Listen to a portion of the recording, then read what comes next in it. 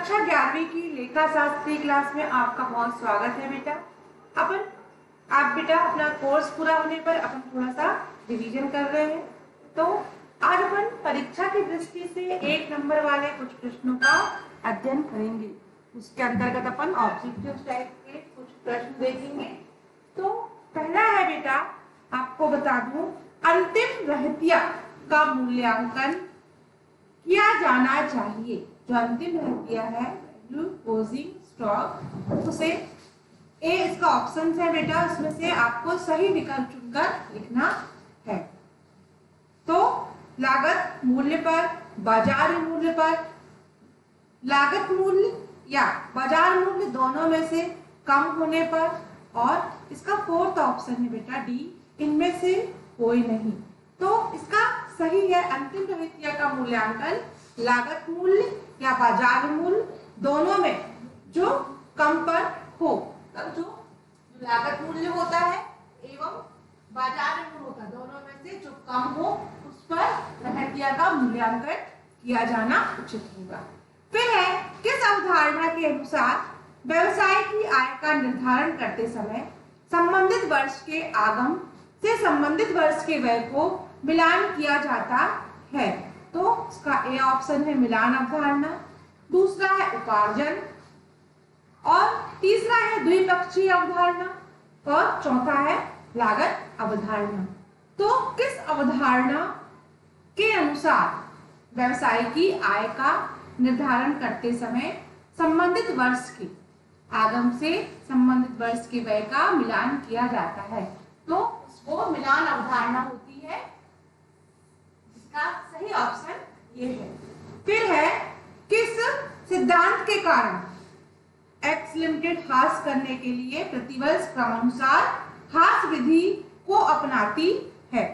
तो किस सिद्धांत के अनुसार, इसका ऑप्शंस है बेटा, उनमें से एक ऑप्शन सही है पूर्ण प्रकटीकरण का सिद्धांत, बी हो गया एकरूपता का सिद्धांत, और सी है रूढ़िवादिता का सिद्धांत, और डी है सर्तता का सिद्धांत। तो इसका सही ऑप्शन है बेटा एकरूपता का सिद्धांत। तो किस सिद्धांत के कारण एक्स लिमिटेड हास करने के लिए प्रतिवर्ष क्रमागत हास विधि को अपनाती है? तो उसका सही आंसर है एकरूपता का सिद्धांत। फिर सतर्कता सिद्धांत लागू होता है। तो जो सतर्कता सिद्धांत है वो काय पर लागू होता है? लेनदारों पर, पट्टे की व्यवस्था पर, संदिग्ध ऋणों व्यवस्था पर, हास की व्यवस्था पर, और डी होता है इनमें से कोई नहीं। तो इसका सही उत्तर है बेटा सतर्कता सिद्धांत संदिग्ध ऋणों की व्यवस्था पर क्या होता है? लागू होता है। सतर्कता सिद्धांत इस पर लागू होता है। तो संदिग्ध ऋणों की व्यवस्था पर यह सिद्धांत क्या होता है? लागू होता है। फिर बेटा, लेखांकन अवधि का सामान्यतः समय क्या होता है? जो लेखांकन अवधि होती है उसका समय सामान्यतः क्या होता है? तो लेखांकन अवधि का समय जो है वो 6 माह के लिए होता है, बी 3 माह के लिए होता है, और सी 1 माह के लिए, और डी ऑप्शन इसका है 12 माह। तो जो लेखांकन अवधि की लेखांकन अवधि की समानता समय होता है 12 माह, वो 1 वर्ष के लिए होता है। कोई भी लेखांकन अपन जब बनाते हैं वह 1 वर्ष के लिए होता है, वित्तीय वर्ष के लिए। फिर दायित्व प्लस पूंजी का योग होता है। तो जो दायित्व होता है और पूंजी मतलब दायित्व और पूंजी का योग होता है। ऑप्शन ए है संपत्ति, बी है आय, सी है आहरण, और डी है व्यय। तो जो संपत्ति है वो दायित्व धन पूंजी बराबर संपत्ति, अर्थात दायित्व और संपत्ति का योग होती है, दायित्व पूंजी का योग होती है संपत्ति। तो भारत में लेखांकन प्रमाप बोर्ड का गठन कब किया गया? ना, भारत में जो लेखांकन है, लेखांकन प्रमाप है, वह कब गठित किया गया? फर्स्ट ऑप्शन है बेटा इसका 1972 में, दूसरा ऑप्शन है इसका 1977 में, ऑप्शन है 1972, सेकेंड है 1977, सी है 1956 और डी है सन 1932। तो बेटा भारत में लेखांकन प्रभाव बोर्ड का गठन सन 1977 में किया गया। कब किया गया? 1977 में। फिर लेखांकन हेतु व्यक्त किए गए तर्क संगत विचार। तो लेखांकन के लिए जो तर्क संगत विचार को क्या कहते हैं? तो फर्स्ट ऑप्शन है इसका अवधारणा, सेकंड ऑप्शन है बही खाता, थर्ड ऑप्शन है प्रमाण और डी वाला ऑप्शन है फोर्थ। इनमें से कोई नहीं। तो जो लेखांकन को व्यक्त करने के लिए व्यक्त किए गए तर्क संगत विचार को कहते हैं अवधारणा। मतलब अवधारणा व्यक्त करते हैं तो उसको कहते हैं लेखांकन हेतु व्यक्त किए गए तर्क संगत विचार को अवधारणा कहते हैं। फिर संपत्तियां और दायित्व पूंजी किस सिद्धांत पर आधारित है? जो संपत्ति है, दायित्व है, संपत्ति बराबर दायित्व धन पूंजी, यह सिद्धांत किस पर आधारित है? तो ये आगम पहचान सिद्धांत, मिलान का सिद्धांत, सी है दोहरा लेखा प्रणाली और डी है पूर्ण प्रगटीकरण का सिद्धांत। तो इसका सही ऑप्शन है बेटा दोहरा लेखा प्रणाली। फिर है व्यापार इनमें से उसके स्वामी के पूर्ण रूप से पृथक है। व्यापार उसके स्वामी से पूर्ण रूप से पृथक है, यह किस मान्यता पर आधारित है? मतलब जो व्यापार है उसके स्वामी से पूर्ण रूप से इसको किस मान्यता पर आधारित है? तो ये लेखांकन का स्वामित्व, इसका ए ऑप्शन है। बी है लेखांकन का अस्तित्व, फिर सी है चालू व्यवसाय की मान्यता और डी है लेखांकन की अवधि। तो व्यापार उसके स्वामी के पूर्ण रूप से कैसे है? पृथक है। यह लेखांकन के अस्तित्व की मान्यता पर क्या है? आधारित है। तो ये परीक्षा की दृष्टि से बेटा आपके लिए छोटे छोटे 1 नंबर के प्रश्न जो संभवतः परीक्षा में इन्हीं से पूछा जा सकता है। फिर उसके बाद है बेटा कि वित्तीय सौदे की माप की मान्यता। वित्तीय सौदे की माप की मान्यता, तो लेखांकन का अस्तित्व, मौद्रिक माप की मौद्रिक माप और सी है चालू व्यवसाय और डी है लेखांकन की अवधि। तो वित्तीय सौदे की माप जो है इसकी मान्यता काय पर आधारित है?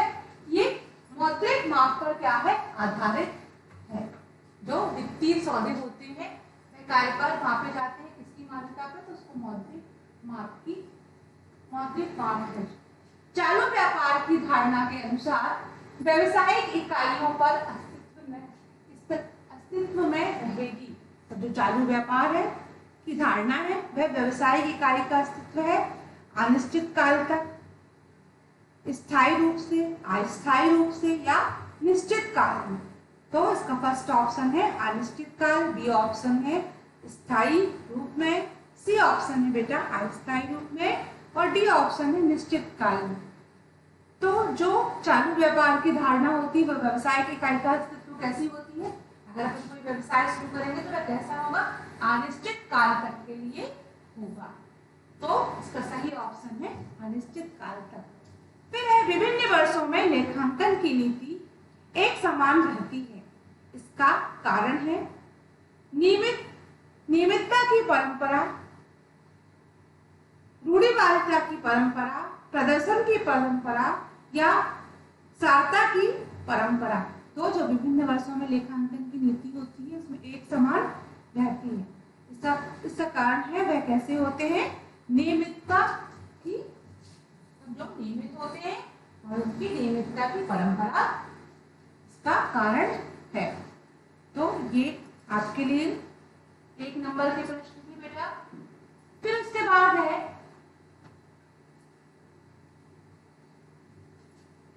रिक्त स्थानों की पूर्ति कीजिए। तो इस रिक्त स्थानों की पूर्ति के लिए व्यवसायिक लेन देन की सत्यता, जो व्यवसायिक लेन देन की सत्यता है वह काय पर आधारित होती है? प्रमाणक पर आधारित होती है। प्रमाणक पर क्या होती है? आधारित दो पक्ष होते हैं, मतलब दो पक्ष क्या होते हैं, प्रभावित होते हैं। व्यवसाय का अस्तित्व उसके स्वामी से पृथक होता है। जो व्यवसाय का अस्तित्व होता है इसके स्वामी से क्या होता है, पृथक होता है। फिर है वित्तीय वर्ष की अवधि खाली स्थान होती है। तो वित्तीय वर्ष की अवधि मैंने भी आपको बताया था कितनी माह होती है, 12 माह की होती है, मतलब एक वर्ष की होती है। व्यवसाय के स्वामी द्वारा विनियोजित पूंजी, व्यवसाय के स्वामी द्वारा विनियोजित पूंजी को व्यवसाय के लिए क्या होती है, मतलब वो होती है दायित्व है। मतलब व्यवसाय के स्वामी द्वारा विनियोजित पूंजी व्यवसाय के लिए दायित्व है। फिर उसके बाद है बेटा, व्यवसाय में केवल उन्हीं व्यवहारों का लेखा किया जाता है जिसमें व्यवसाय में केवल उन्हीं व्यवहारों का लेखा किया जाता है जिसमें खाली स्थान में मापा जा सके, जिसको खाली स्थान में, तो जो मुद्रा के व्यवसाय के लिए क्या आवश्यक है, मुद्रा, तो उसको मुद्रा में क्या किया जाता है, मापा जाता जा सके। फिर है प्रत्येक संपत्ति का जीवन काल। तो प्रत्येक संपत्ति का जीवन काल कैसा होता है, सीमित होता है। यहाँ पर आएगा सीमित, खाली स्थान में इसको लिखेंगे सीमित। निर्माण कार्यों में आगम की पहचान, जो निर्माण कार्य होते हैं उनके आगम की पहचान खाली स्थान के आधार पर की जाती है। तो जो निर्माण कार्य है उसकी पहचान कैसे होती है, उत्पादन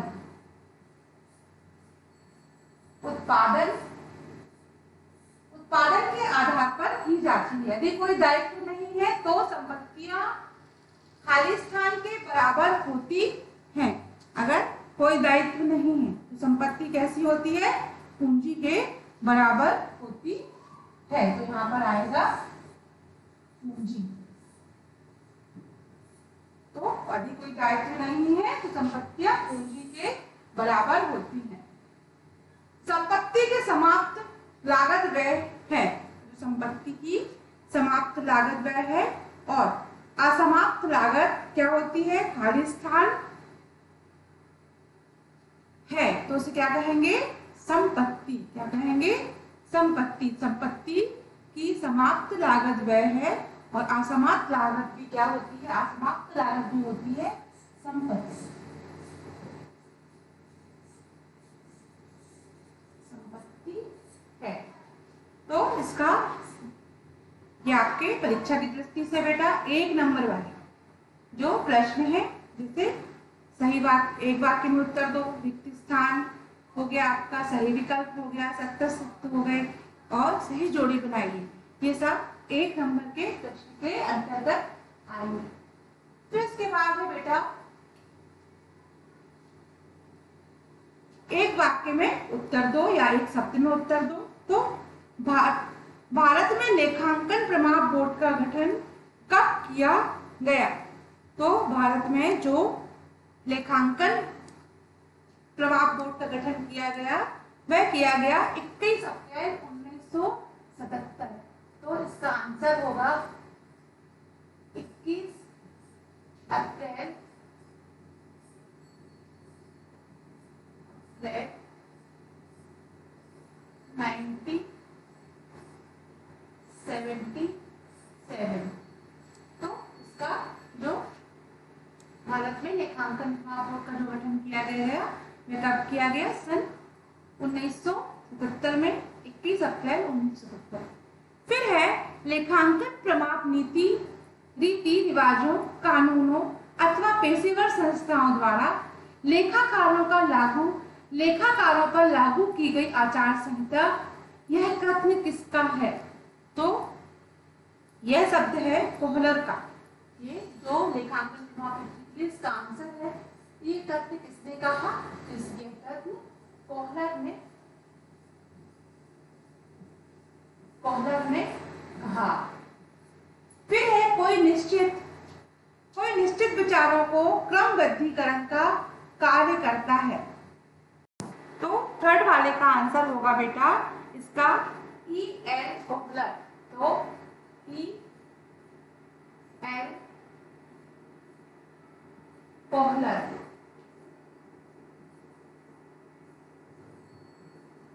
इसका सही आंसर एक वाक्य में उपलब्ध दो। फिर वर्ष के अंत में शेष स्कंद अगले वर्ष के प्रारंभ को क्या कहते हैं?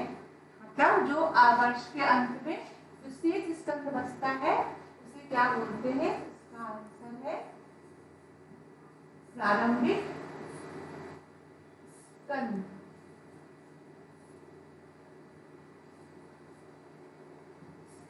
क्या बोलते हैं? प्रारंभिक स्कंद बोलते हैं। तो ये आपका 14 नंबर का प्रश्न है। वर्ष के अंत में जो शेष बढ़ता है तो उसके अगले वर्ष मतलब जो अगले वर्ष में प्रारंभ में कहलाता है प्रारंभिक स्कंद। फिर से प्रत्येक संपत्ति का जीवन काल कितना होता है? तो प्रत्येक संपत्ति का जीवन काल कितना होता है? तो इसका आंसर होता है कोई भी संपत्ति उसका जीवन काल कितना होता है? सीमित होता है। सीमित होता है। लेखांकन वर्ष की अवधि कितनी होती है? तो लेखांकन वर्ष की अवधि इसका आंसर हो गया बेटा 12 माह होती 12 माह की होती है। फिर है आय निर्माण की लागत। तो आय निर्माण की लागत क्या होती है? आय निर्माण की लागत होती है व्यय। का आंसर हो गया 7वें वाले का आंसर है व्यय। फिर है भारतीय अधिनियम 1956 के अनुसार प्रत्येक कंपनी अपने खाते कब बंद करती है? मतलब जो भारतीय अधिनियम 1956 है उसके अनुसार कोई भी कंपनी अपने खाते कब बंद करती है? तो क्लोजिंग डेट होती है बेटा 31 मार्च। 31 मार्च में वह अपने खाते क्या करती है? बंद करती है। तो परीक्षा की दृष्टि से बेटा ये प्रश्न एक वाक्य में उत्तर दो। ठीक बेटा, मैंने आपको आज परीक्षा की दृष्टि से 1 नंबर वाले प्रश्न सही विकल्प चुनकर लिखिए। उसके बाद मैंने आपको रिक्त स्थान बताए और ये थे बेटा एक वाक्य में उत्तर दो। तो ये आपको परीक्षा की दृष्टि से छोटे छोटे प्रश्न थे बेटा, आप इनको ध्यान से कॉपी में लिखोगे, याद करोगे और परीक्षा की तैयारी करोगे। धन्यवाद।